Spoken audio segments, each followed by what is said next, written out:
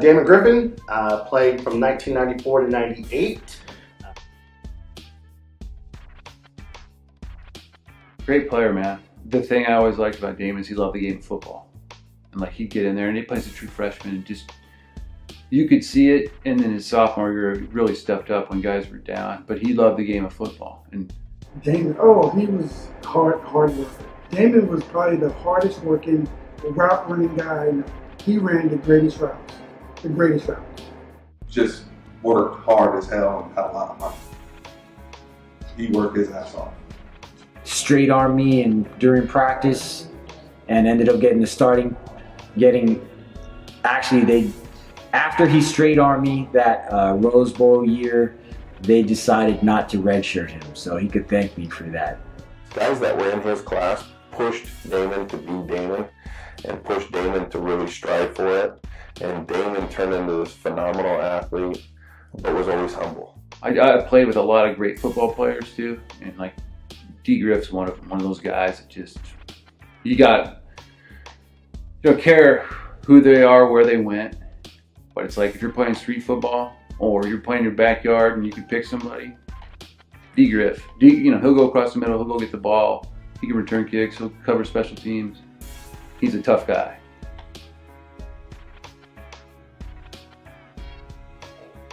Well, first thing, UNC didn't recruit me, so that's a big reason why, because I probably would have went there if they recruited me. But UCLA at the time just won the Rose Bowl. They had J.J. Stokes, all those guys. Lost the Rose Bowl, I think, to Wisconsin. And, that was my first trip. I took my trip to UCLA, and just one of those things where those guys just thought they were God's gift to earth. And, I'm from there, and I never heard half the guys, and they were acting like they were All-American. So it was just, at the time, funny, and, it was something about taking that trip to Oregon. And my dad always said that, to make, give respect to all the universities that were recruiting, make sure you take all your trips. And I took that trip to Oregon, and it was signed, sealed, delivered for me. Being around the guy, the culture, just the attitude and what they were trying to do. And as well, just the love back. It just felt like this was home. So that's the reason why, still to this day. So it's always crazy to go back home, because there was like, why?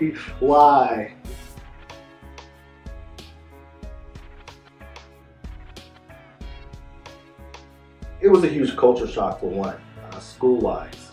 Never being, where I'm from, the Pasadena area, it's very diverse. That whole Los Angeles area, it's 30% black, 30% white, 30% Latino where I went to school at. So it's very diverse. And to come to a school like the University of Oregon, and I remember just standing on campus one time, just stopped and just looked and just really saw nothing but white people. People saw ghosts, I saw white people for a long time. But still, being in an environment that I still had safe for playing football.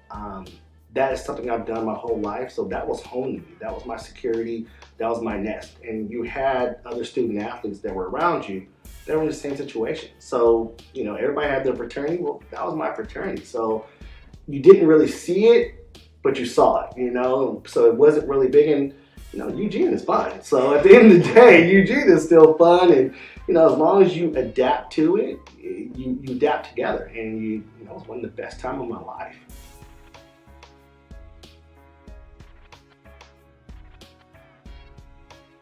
We were actually trying to get Daniel the record. We knew it. Everybody knew it. And Daniel was like, he looked me dead in the eye at the timeout and said, "I'm going to you." Big Paul Wiggins looking at me, because I used to hold Paul Wiggins' hand. And he said, "You better catch it." I'm like, you're looking up my hands this high and look at Paul, and he's like, "You better catch it." And, thank God I caught it. And I remember, I forgot like I've ever scored a touchdown before, because I caught the ball. And if you ever see the film, I am just running nonstop. I don't even stop. I don't look back. I just keep running. I'm just excited. Finally, I remember I get all the way down to the coaches, and Damon Ricketts finally grabs me, and I'm talking to all the coaches, and everybody's saying, "Congratulations, congratulations." And then, of course, Big P. Wiggy, Paul Wiggins, comes, grabs me, and he said, "If you ever in your life again score a touchdown and don't praise your lineman, I'm going to kick your ass." And he looked me dead in the face and then said, slapped me in the head, said, good job, freshman," and walked away. And ever since then, every time I score a touchdown, the first thing I do is go look for my lineman to give me congrats. So.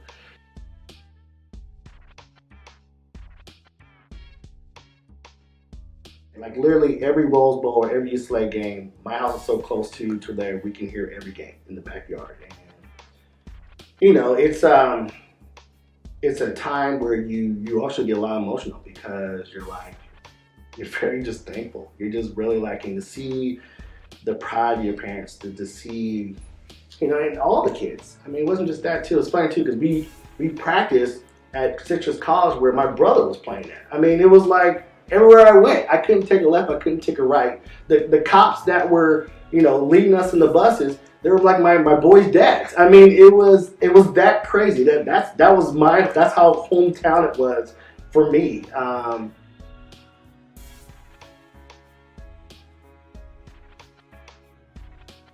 It comes back from that 95 year, just like every play counted.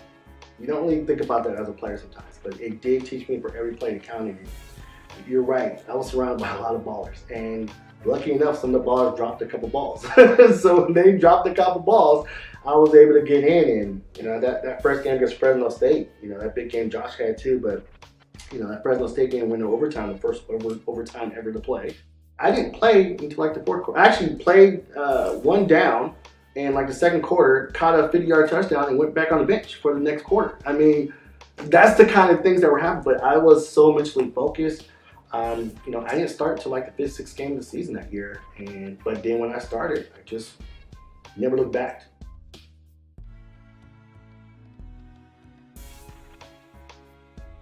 You know, I used to love Calhoun's or Scandals because they had quarter drinks. I don't know if they had that anymore. You pay like $5, you got a red cup. And it was cool too because the great thing about being football players, you're usually bigger than everybody. And I remember at that time, you know, it's Calhoun's or Scandals. It's the club right next to Dotson. But the great thing about that was, you know, we had beer guys. What we would do is we would kind of take over an edge. And by taking over an edge, everybody would just share their cups. And it was only a quarter, so you just constantly just put a quarter up. And the guys, of course, some of you bartenders usually fans. So, I mean, that was great. That was great. But I think also it's funny too because that was my junior year in school. I was a true freshman, so I knew my time was coming to an end. So it was also a maturity factor as well. And that's also helped my game even more because I was so much more focused on graduating, figuring out what I want to do in my life. Do I want to start thinking about masters? I mean, all that stuff when you're a freshman, you don't think about that. Well, at least as a student athlete, you don't think about that.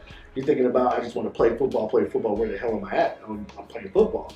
When you're a junior, you really get to the point of that maturity phase where, and that's where my game really culminated, I think, and I talk to Coach Pearson about this all the time, where mentally my focus was becoming a better player, but also a student athlete, so my grades went up higher. I wanted to start thinking about my future, start thinking about internships, and you know, that's a whole different level when you get to that third year of school. That third year of school tells everything about who type of person you're going to be for the rest of your life. The guys that think about football still are idiots. If they're still thinking about only football by their third year in school, they're absolute idiots. The ones that thought about other things are successful to this day right now. And that's something that I did and really enjoyed understanding school. I really enjoyed school more than I enjoyed football.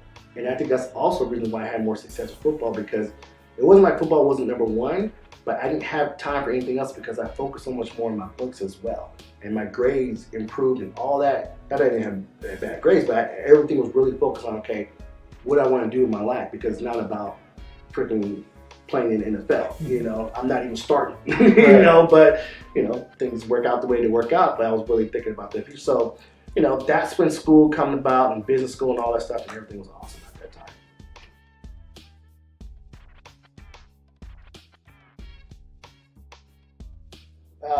The great thing about that offense and how powerful it was I don't think there's ever been an Oregon team that had the most combination of running and passing dominance. We're always one or the other. There was, and again, it was talent, but it wasn't, because Ruben Drone wasn't the starting running back at the beginning. Nobody knew Ruben Drone was going to be that good. Nobody knew Kenny Smith was going to be, they knew he had the potential, but nobody knew he was going to be that good at what we were doing.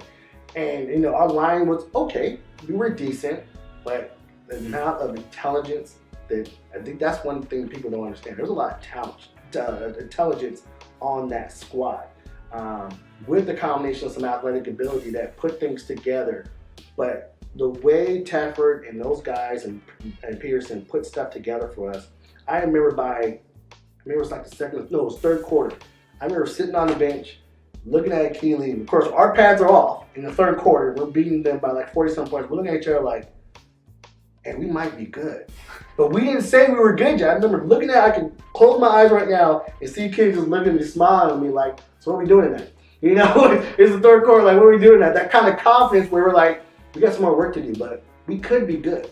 And we didn't know we were that good. And then I think it was until maybe like Washington State, I think we beat them by like, I don't know. But again, we were done by halftime. Like, I remember, I cut my lip that game, and like, we're probably going to sit you out by, we're going to sit you out, and this is halftime. Like, we're sitting you out, we're going to halftime. I already had like 140 yards already. I mean, if one person wasn't doing something, two other guys were just absolutely murdered.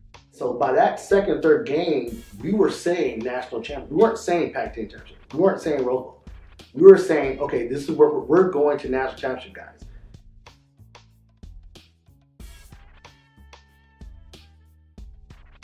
Woo! Boy, I get that question all the time. Rashad and I mess with Rasuli Wester all the time about it as well.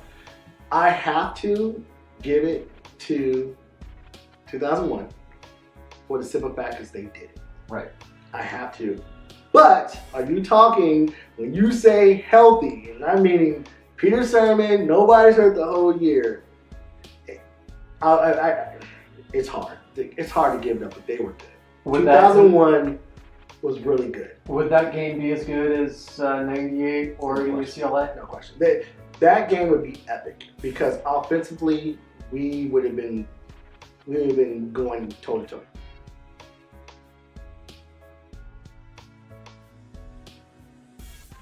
We used to rip it in practice. Oh, they used to talk, oh, Oregon's doing all right. We wouldn't even do what was on the board. Like, we'd get yelled at because we wouldn't do what was on the thing. Because Keely would give me like audibles like we did on the football field. So that was always fun because of being a rookie and everything else. The difference was, Keely had the money. I was still, I was getting a good check, but it was always on Keely's bill. I think the comfort was there, but and that's the funny thing people don't understand at the NFL level, is even though you can have a friend or a team that you have with, the NFL is such a business. It doesn't matter. I mean, because you still have your life. Like, we saw each other when we saw each other, but it's such a business. You're so concentrated and focused on what you're doing and everything else that you didn't really get a chance to really, it wasn't home, but it was good to be around Kelly because you'll see guys like from Florida State and Florida and Texas, and they're talking about, oh, we had this and had that. Like, you didn't have it like we did in Eugene, we would just, be king. That's where that warmth came with each other, when we see each other like, they're like, Eugene, like me killing. Yes, Eugene, Oregon goes off. It's the best college ever. And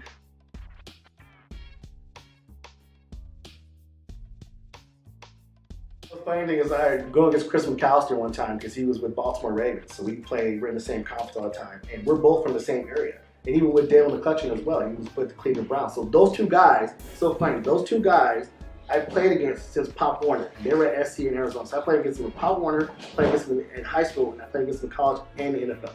I played against them all the way through.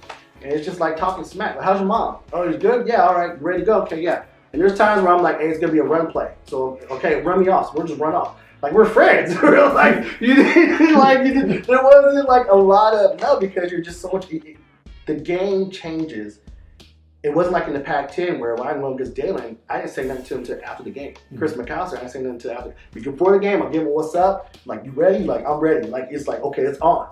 And then after the game, we'll get a hug. But during the game, I'm punching him in his face. He's punching me in my face. In the NFL, we're talking about each other's, what are you going to do afterwards? Are you going to Vegas New Year's Eve? I'm in the game. You're like, you're going to, New Year's for Vegas for New Year's Eve? Like, yeah, I think I'm going to go. Okay, let's hook up afterwards. All right. And said hi. That's the NFL.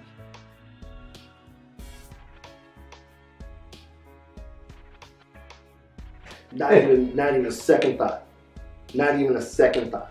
I'd rather concentrate on getting my master's and getting a job right out of school than going in the NFL and had a chance to go down that tunnel one more time. To play one more game in Oregon at Austin against Washington or USC. It was big. As I said, that was so cool when you got to the level to actually play. You got to the part where you weren't just the backup to Kristen McElmone. You were actually depending on. Because that's when the game was quiet. That's when the game slowed down. You know, when you're that type of player where your role, you know, you still hear the crowd. You still hear everything. You're still, you know, you're just hoping to get in. You know, when you have that mindset coming in, like, okay, this is what I do.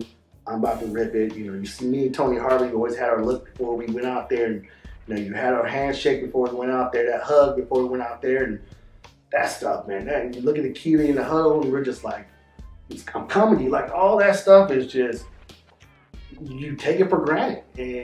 And that tunnel, playing for the University of Oregon, was such a blessing, because I've heard from other guys it's not like that in other places. And we talked about it when other guys like, you guys didn't do this, and you didn't do that one. You didn't do that. And I'm like, really? We did it all the time. And you know, Oregon is a special place. I've been in other places. Oregon is a special place with the fans, with the community, with the university, with the coaches, just everything about it.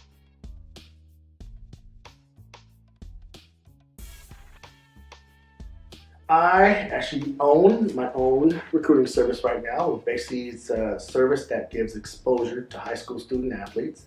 I've been very successful at it. It's one of those things where I have a new model, basically, where I don't have a lot of money, but I'm rich and changing lives right now. And I've changed a lot of lives, especially kids in the Northwest. I just started my nonprofit organization as well, because there's a lot of people that can't afford my service. So because of that, I've started a nonprofit to be able to get those student athletes, those families that can't afford it, to still be able to get my exposure and still help these guys get the chance to go to play at the next level, getting their education paid for. Because I didn't have any help.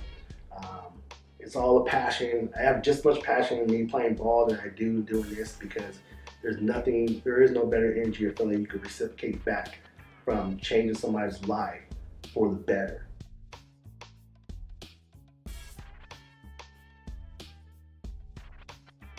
It has to be me helping out these kids, because there's a lot of Oregon students or Northwest student athletes that come from the Northwest that have had so much success and so talented, so smart. They just had the opportunity, and a lot of things are happening just because of them being a part of my company.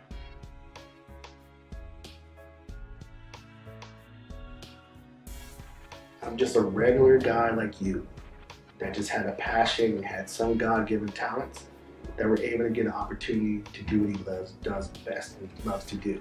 Because there's nothing special about me. I wasn't fast. I wasn't strong. I wasn't tall. I wasn't big. I just had a big heart. I love what I did. And I truly love getting respect from my teammates and players. And I was a student there. I was a student athlete. I don't ever want to be known as just a football player. I want to be known as a graduate from the University of Oregon that played football and hopefully changed the environment of the program and left it better than when I got there.